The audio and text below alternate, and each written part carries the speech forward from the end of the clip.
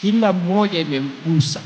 Kumgusa sio kumgusa kwa tumeikosa nafsi, kumgusa tumekosa mambo, tumekosa akhlaqi, tumekosa mwenye kulea hizi tabia, tumekosa mwenye kuzifufua hizi tabia, tumekosa wakati ambao kwamba tunahitajia tabia kushinda kitu chochote.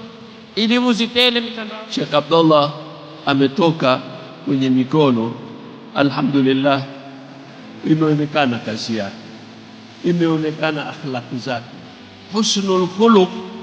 Kitabu sio kufungui kitabu ukasoma. Husnul khuluq huwa ukitendewa wafanywa utende. Ustadh Abdullah amesoma Zishimeka, watu wa Nairobi wamjua, wala yunabiuka mithlu khabir, wala sisi hatumjui kama nyinyi. Mmeketi naye, mmeona zile akhlaqi ziko namna gani. Huyu bwana amenukia ndia sawa kabisa. Innal ladhina qalu rabbuna Allah thumma istaqamu tatanazzalu alayhim almalaika. Istiqama khairun min alfi karama. Istiqama alikwenda mwendo mzuri kabisa, ukishuhudiliwa na watu wote. Wa antum shuhada Allah fil ardh. Amekufa na la ilaha illa Allah, ameinukia na la ilaha illa Allah, ameitumikia la ilaha illa Allah. Wallahi sitoki kwenda popote. Leo nitaka Laila Rahmat, ndugu yangu,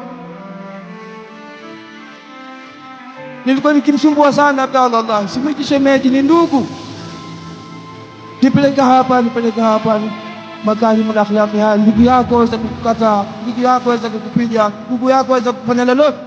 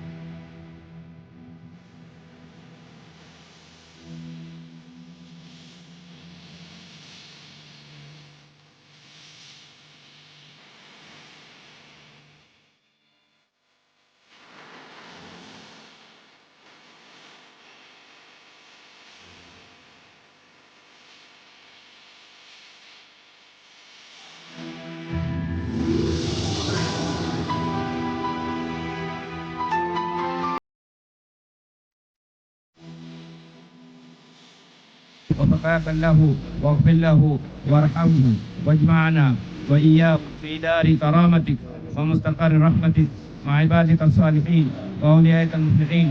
اللهم ارفع بنا وبهم عاجلا وآجلا في الدين والدنيا والآخرة ما أنت له